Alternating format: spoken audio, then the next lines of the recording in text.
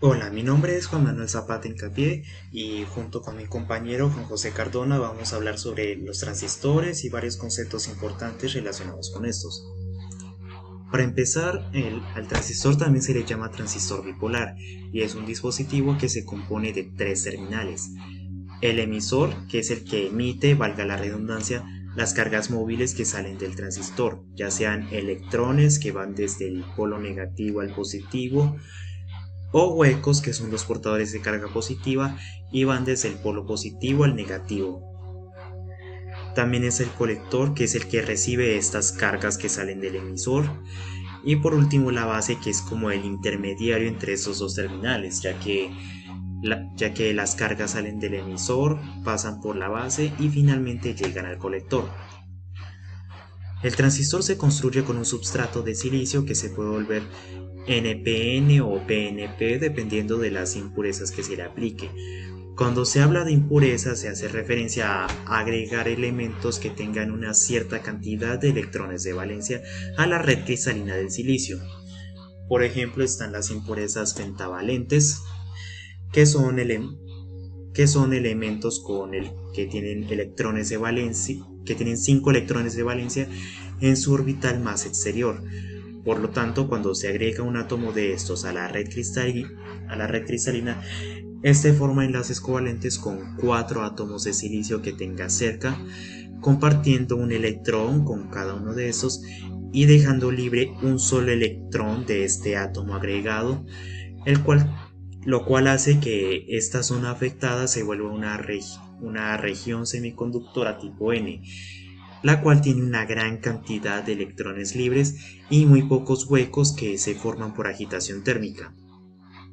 También están las impurezas trivalentes, que son elementos con 3 electrones de valencia, y si uno de estos se agrega a la red cristalina, solo forma enlaces covalentes con 3 átomos de silicio, mientras que el cuarto se queda con un electrón sin enlazar, lo cual, lo cual forma un hueco que hace que esta zona se vuelva una región semiconductora tipo P, la cual tiene más huecos que electrones libres, siendo estos últimos los que se forman por agitación térmica. Al momento, tomando en cuenta eso, tomando en cuenta eso, el substrato tiene tres regiones que son donde se encuentran cada uno de los terminales, y al momento de realizar las impurezas siempre se busca hacer uniones PN, es decir, si el emisor es tipo N, la base debe ser tipo P y el colector tipo N, y lo mismo pasa al contrario, si el emisor es P, la base es N y el colector es P. Ahora, ¿cómo funciona el transistor exactamente? Cuando se le aplica una corriente de entrada, esta ingresa por la base y da como resultado una corriente de salida entre el colector y el emisor que siempre es mayor a la que se había puesto inicialmente, lo cual hace que el transistor también sirva como una especie de interruptor, ya que si no entra corriente por la base, este, inter- este interruptor es como si este interruptor se abriera y bloquear el paso de la corriente por el circuito, mientras que si entra corriente, este, este se cierra y ahí sí se ve un flujo a través de dicho circuito. Además de eso, a la base puede ingresar una señal de control que consta de una corriente variable con valores pequeños,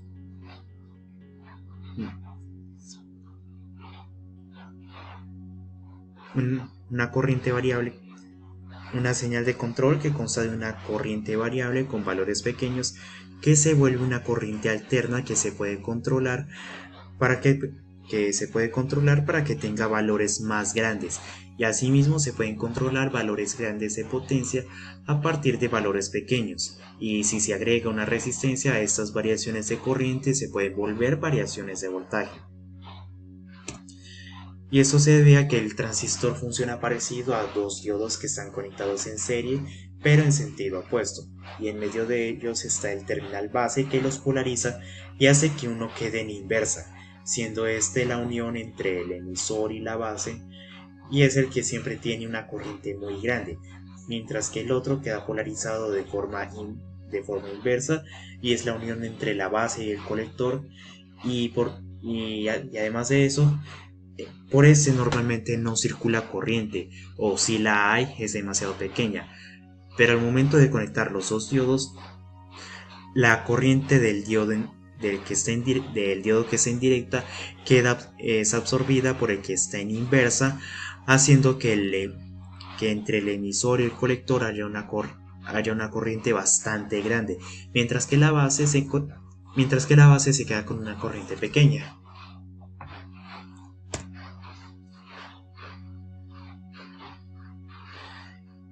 Ahora, los tipos de transistores son los que ya había dicho antes, están los NPN, cuya base los activa con una corriente que ésta polariza de manera positiva para controlar el flujo entre el colector y el emisor. Por lo tanto, en esos casos la corriente siempre fluye hacia afuera del transistor, mientras que los PNP son activados por una corriente polarizada por su base de manera negativa para controlar el flujo entre el emisor y el colector, lo cual hace que la corriente vaya en sentido contrario al de los NPN, es decir, hacia dentro del transistor.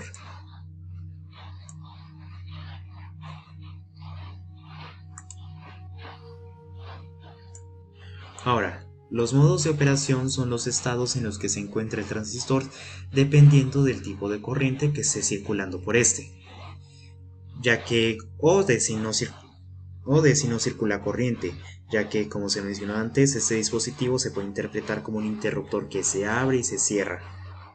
Y cuando se habla del flujo de corriente para clasificar dichos estados, normalmente se usa como referencia el transistor NPN, en el que la corriente va desde el colector hasta el emisor. Y tomando en cuenta eso, existen cuatro modos de operación. Está la saturación, en el cual el transistor funciona como un cortocircuito, ya que la corriente fluye de manera libre, constante, y además está en la máxima magnitud que se ha podido obtener. También está el modo activo, en el cual la corriente entre el colector y el emisor es directamente proporcional a la corriente de la base, es decir, cuanto mayor sea la corriente de la base, mucho más grande va a ser la corriente entre los otros dos terminales. También está el modo corte, en el cual el transistor funciona como un orificio, como el interruptor que se abre y deja el circuito sin caminos por donde pueda fluir la corriente, por lo que en estos casos la corriente siempre va a ser cero. Y por último está el modo inverso, en el cual la corriente funciona igual que en el modo activo, excepto que va en sentido contrario, es decir, desde el emisor hasta el colector. Y para saber el estado actual en el que se encuentra el transistor, hay que medir el voltaje individual de cada uno de los tres terminales, es decir, el voltaje de la base, o sea VB, el voltaje del colector, VC, y el voltaje del emisor. Y así se aplican esas relaciones que se ven acá, en la que cuando es el modo inverso, el voltaje del colector es el menor de todos, mientras que el del emisor es el mayor. En el de saturación, los voltajes del emisor y el colector son menores que el de la base. Y en el de corte, los voltajes de esos dos terminales son al contrario, son mayores a los de la base. Y en el activo, el voltaje del colector es el mayor y el del emisor es el menor. Bueno, ahora vamos a ver qué son las curvas características del transistor. Entonces, hay cuatro parámetros fundamentales que afectan el funcionamiento del transistor. Estos son, los podemos ver aquí, está la corriente de la base, el voltaje de la base al emisor, la corriente del emisor y el voltaje del colector al emisor. Para representar esto gráficamente es mejor hacerlo en un plano. Entonces es necesario mantener una de ellas constante y dos variables. Entonces, haciendo esto, obtenemos primero la curva en la que variamos la corriente de la base con el voltaje de la base al emisor, y mantenemos constante el voltaje del colector al emisor. En realidad las dos magnitudes que variamos aquí eh, son proporcionales. Entonces, ya que forman el circuito de una unión NP polarizada directamente. Por este motivo, tanto los valores del voltaje de la base al emisor como los de la corriente del emisor son muy bajos, como los podemos ver aquí. Ahora tenemos la curva en la que variamos la corriente del colector y el voltaje de la base al emisor, y mantenemos constante el voltaje de la corriente al emisor. Pues ahí podemos ver que la forma es muy similar a la anterior, y podemos observar que con variaciones pequeñas en la tensión de entrada o el voltaje de la base del emisor se consiguen pues unos incrementos considerables en la corriente del colector. Y por último, tenemos las curvas en las que variamos la corriente del colector y el voltaje del colector al emisor. Estas son las más importantes y las más utilizadas. Se usan para determinar los puntos de trabajo del transistor y sirven para relacionar pues la intensidad del circuito de salida y la tensión, manteniendo constante la corriente en la base en un caso, y en el otro caso pues mantenemos constante el voltaje de la base al emisor, pues dando lugar a estas dos variantes de curvas que tenemos aquí. Como podemos observar, a medida que empezamos a aumentar el voltaje del colector al emisor, pues empieza a aumentar considerablemente la corriente del colector. Sin embargo, llega un punto en el que por más que aumentemos el voltaje de la corriente al emisor, pues va a llegar a una parte en la que la corriente del colector se va a mantener constante. También podemos observar que a medida que aumentamos la corriente de la base o el voltaje de la base al emisor, también se aumenta la corriente del colector.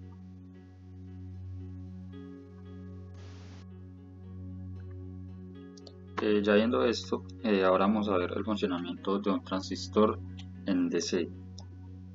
Para esto vamos a verlo con el circuito de polarización fija. Hay otros tipos de polarizaciones, pero pues por cuestiones de tiempo y de facilidad vamos a ver solamente el de polarización fija.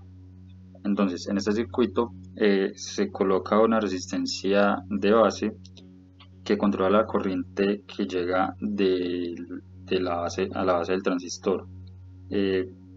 Variando el valor de esta resistencia, se podrá hacer que el transistor conduzca más o conduzca menos. Aquí podemos observar, haciendo el análisis, que la caída de tensión entre este punto y este punto es el mismo que la caída de tensión de la fuente, por lo que entonces podemos ver que la caída de tensión en la fuente puede ser igual a la caída de tensión en la base más la caída de tensión de la base al emisor. Entonces aquí lo podemos representar en una ecuación en la que ya tenemos aquí el voltaje de la fuente igual a la caída de tensión en la base, que se hace aquí por ley de Ohm, de que entonces tenemos corriente de la base por resistencia de la base más la caída de tensión de la base al emisor. Con esta ecuación podemos calcular fácilmente qué resistencia se necesita para que circule determinada corriente por la base. Solo es entonces despejar aquí la resistencia de la base y obtenemos esta ecuación. Ya sabemos también que el voltaje de la base al emisor es un valor conocido que normalmente tiene la misma tensión que un diodo. Entonces solo es reemplazarlo aquí por 0.7 voltios y pues ya obtenemos finalmente esta ecuación y pues ya podríamos operar muy fácilmente con esta. Por otro lado, observamos algo que se llama la recta de carga, que es la que viene por aquí, que también podemos observar que la caída de tensión entre este punto y este punto pasando por aquí, pues es la misma también que la caída de tensión en la fuente. Por lo que también por lo que también aquí la caída de tensión en la fuente va a ser igual a la caída de tensión en el colector más la caída de tensión del colector al emisor. Entonces, lo podemos representar aquí como lo hicimos en la anterior, también aplicando ley de Ohm. Entonces, la caída de tensión en la fuente va a ser igual a la corriente del colector por la resistencia del colector más la caída de tensión entre el colector y el emisor.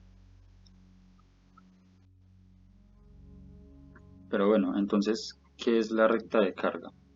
Ahora vamos a ver lo que es la recta de carga y el punto de trabajo, que están muy relacionados. Entonces, aquí podemos ver que se representa gráficamente lo que es la recta de carga con las curvas características del transistor, que ya las vimos anteriormente. La recta de carga lo que hace es reflejar todos los posibles puntos de funcionamiento que pueden darse para unos valores determinados de la resistencia del colector y el voltaje de la fuente. Esta recta, pues como ya se los dije, se hace sobre las curvas características del transistor. Dentro de la recta de carga se muestra un punto Q que podemos observar aquí, que es nada más y nada menos que el punto de trabajo Q del transistor. Cuando el punto de trabajo Q se acerca mucho a la parte superior de la recta de carga, pues decimos que el transistor está saturado y entonces se va a comportar como un interruptor cerrado. Y cuando cuando el punto Q se encuentra en la parte de abajo de la recta de carga, decimos que el transistor está en corto y se comportará como un interruptor abierto.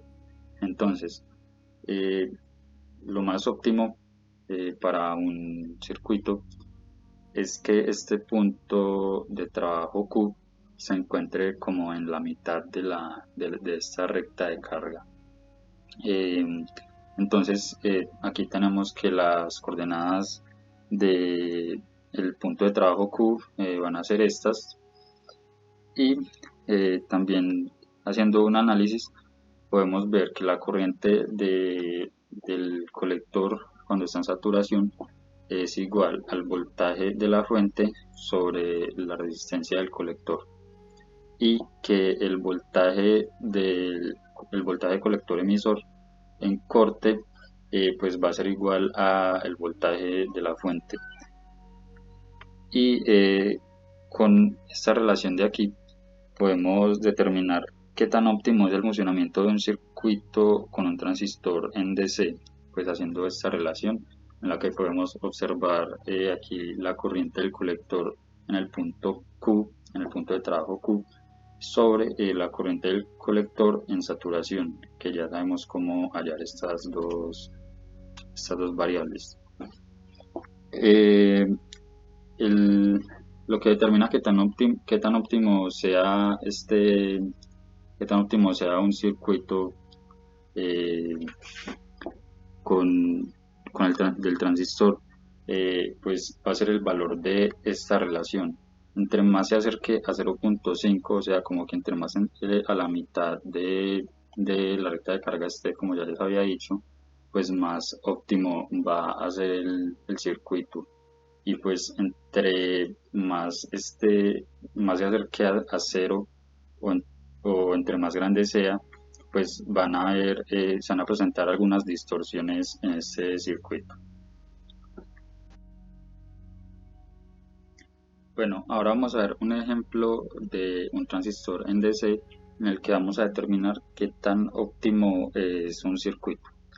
Aquí tenemos un circuito que es el mismo que vimos ahorita, el circuito de polarización fija, en el que nos dan los valores del voltaje de la fuente, la resistencia de la base, la corriente de la base, la resistencia del colector y la corriente del colector.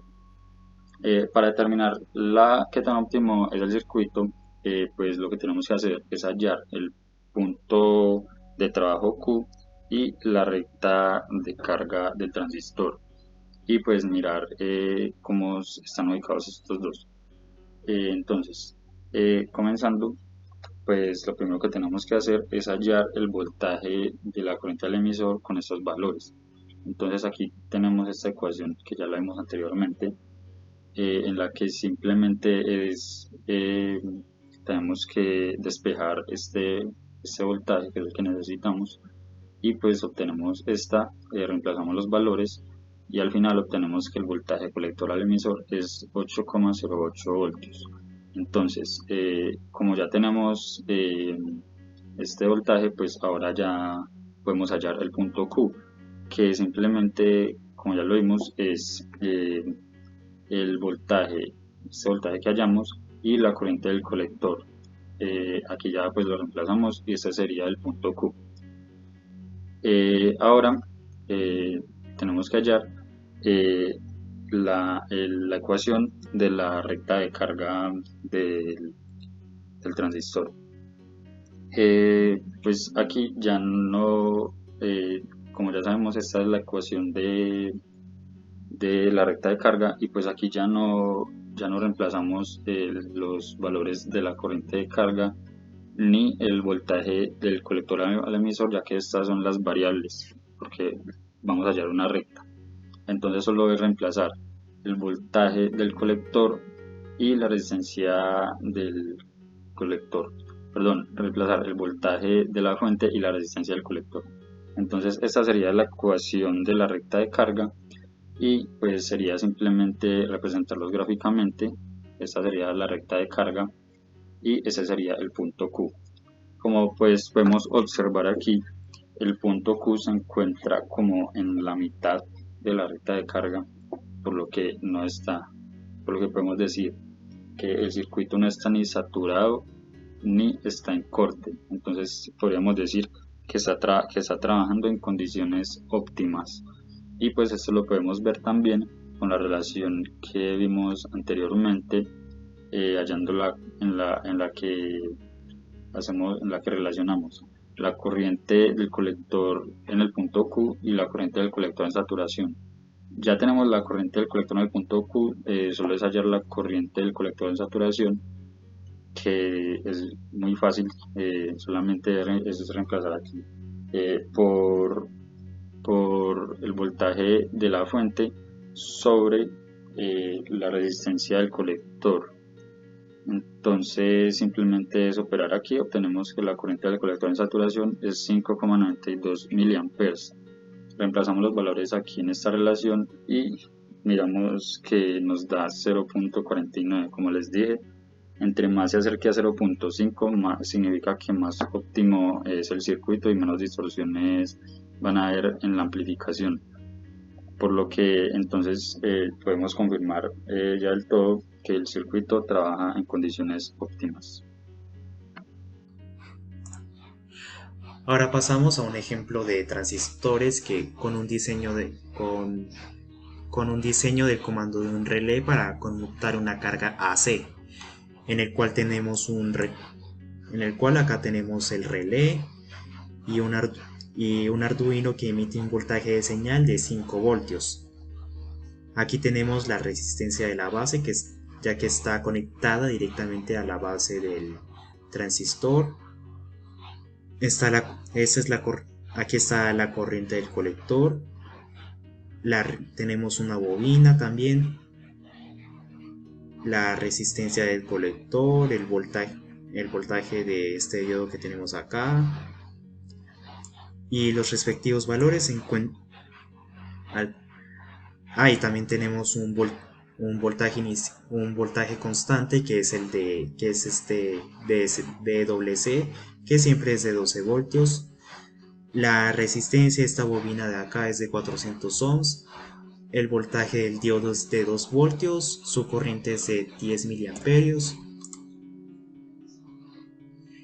Y también tenemos el valor de beta, que es como una constante que también influye en los valores de los terminales del transistor, y en la cual siempre varía entre 100 y 300, pero en ese caso es de 100. Y por último el voltaje de señal, que es de 5 voltios. Y ahora lo que nos queda es hallar los valores que faltan, empezando con la corriente del colector.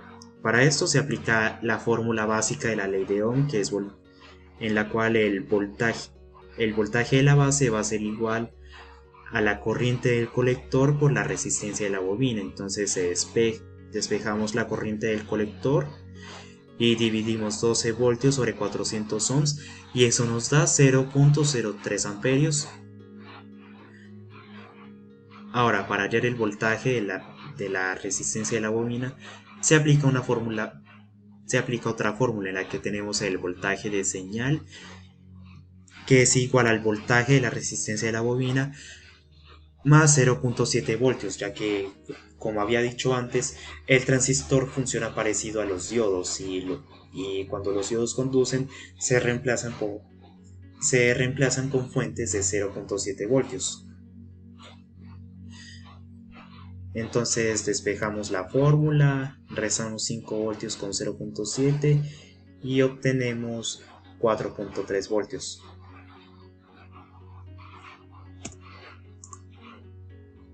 Ahora, la corriente de la base, en la cual se aplica la fórmula en la que la corriente del colector es igual a beta por la corriente de la base.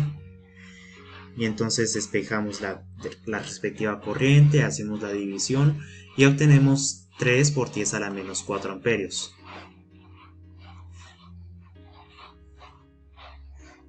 Ahora vamos a hallar la resistencia de la base.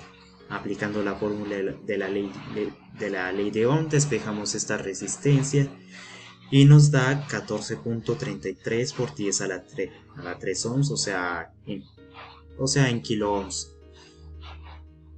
Y por último, la resistencia del colector, en el cual se toma en cuenta el voltaje de la resistencia del colector, que va a ser igual al voltaje continuo, que es de 12 voltios, menos el voltaje del diodo, que es de 12 voltios, y aquí obtenemos 10.